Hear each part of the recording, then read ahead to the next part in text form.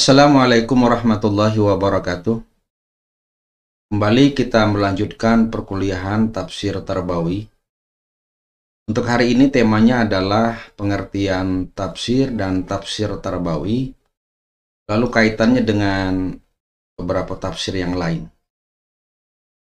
Tafsir secara bahasa itu terambil dari istilah atau ungkapan bahasa Arab dari pasara yufasiru tafsiran, yang makna dasarnya adalah yang pertama, al-bayan, artinya penjelasan. Jadi Quran atau tafsir Quran adalah upaya untuk menjelaskan makna dan kandungan yang ada di dalamnya. Menjelaskan sesuatu yang masih bersifat umum, yang global, kepada hal-hal yang lebih mendetail dan terperinci. Atau menganalisis kandungan Quran.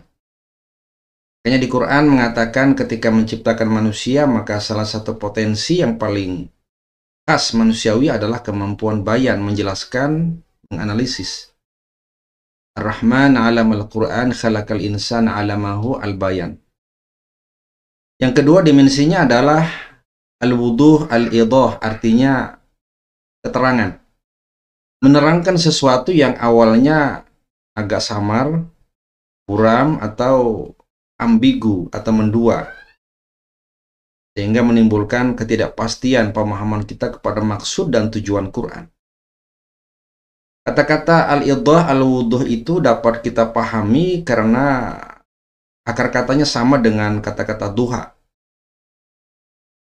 Dalam istilah kita, duha ialah sholat yang dikerjakan pada ketika matahari sudah terbit dan cuaca itu kan dalam kondisi yang terang. Itu sebabnya duha artinya terang. Dan pengertian tafsir ialah menerangkan sesuatu yang awalnya sebelumnya adalah buram, kabur, tidak jelas, karena mengandung keraguan. Kemudian yang ketiga maknanya adalah al-kasyaf, membuka, mengungkap, membongkar maksud dan kandungan Al-Quran, yang semula Quran itu memang dipandang sangat tertutup oleh pemahaman kita, sangat terbungkus dan terhijab atau terdinding karena keterbatasan pemahaman kita terhadap maksud dan tujuan Quran. Maka tafsir itu berfungsi untuk membuka, mengungkap kandungan-kandungan dan maksud dari Al-Quran itu. Sampai di sini maka tafsir begitu penting dalam konteks kita memahami Quran. Lalu jika dikaitkan dengan tarbawi sebagai suatu istilah adjektif, kata sifat, yang terjemahnya adalah kependidikan, maka tafsir tarbawi ialah tafsir yang berkaitan dengan hal-hal kependidikan. Dalam kaitan ini kita bicara soal komponen pendidikan. Yang pertama adalah anak didik. Maka tafsir tarbawi artinya ayat-ayat Quran dan penjelasan-penjelasan yang terkandung di dalamnya itu berkaitan dengan anak didik. Bagaimana seorang anak didik atau pelajar itu ideal dalam pandangan atau perspektif Al-Quran. Anak didik yang taat kepada seorang gurunya, murid yang patuh kepada gurunya. Kita nanti akan banyak berkenalan dengan sejumlah ayat di mana profil seorang anak didik yang taat dan patuh dalam kerangka untuk mencari dan belajar pengetahuan yang luas. Kasus Nabi Musa nanti dengan Nabi Khidir. Dalam istilah lain, dalam pendapat lain disebut dengan Nabi Khidir. Bagaimana Musa belajar meraih pengetahuan yang lebih luas. Yang kedua adalah konsep di mana Quran bicara soal pendidik yang bertugas mengajar anak didik. Profil pendidik yang ideal itu seperti apa? Maka banyak Quran nanti akan kita lihat bagaimana misalkan kasus Luqman itu memberikan didikan kepada anaknya yang baik. Dan yang ketiga adalah materi pendidikan. Materi-materi apa yang sangat-sangat recommended ya ketika Quran bicara soal pendidikan. Apakah materi yang nanti berkaitan langsung dengan akidah, atau materi yang berkaitan dengan ibadah, dan sekaligus materi-materi atau ayat-ayat Quran yang berbicara tentang kehidupan atau muamalah. Kemudian ayat-ayat yang berkaitan dengan metode, bagaimana cara mengajari anak yang baik.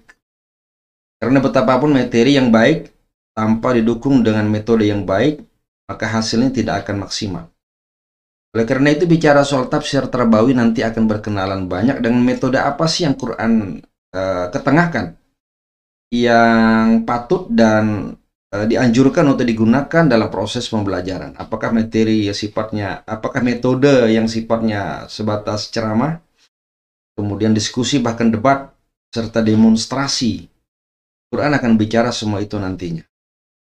Lalu yang paling penting juga adalah bagaimana Quran itu berbicara tentang tujuan pendidikan.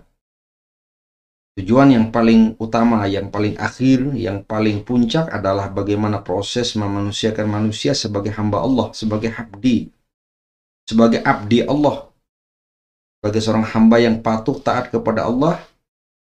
Kemudian nanti bagaimana tujuan pendidikan dalam konteks institusi atau bahkan dalam konteks instruksional pembelajaran itu.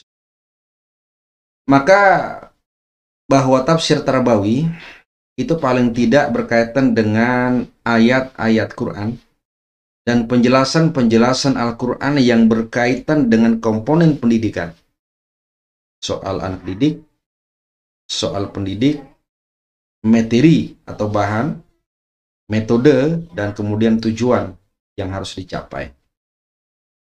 Dari sini maka kita bisa membedakan kalau ada tafsir-tafsir yang lain selain tafsir tarbawi itu hanya pada persoalan objek formalnya.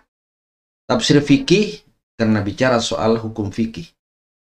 Tafsir kalam karena bicara soal kalam atau pembahasan ilmu usuluddin.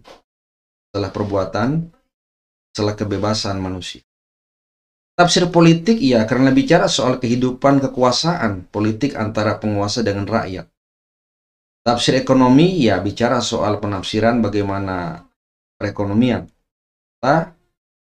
penguasaan, distribusi, dan keuntungan. Maka itulah yang membedakan antara tafsir tarbawi dengan beberapa tafsir-tafsir di luar tafsir tarbawi itu karena persoalan objek formal yang diketengahkan.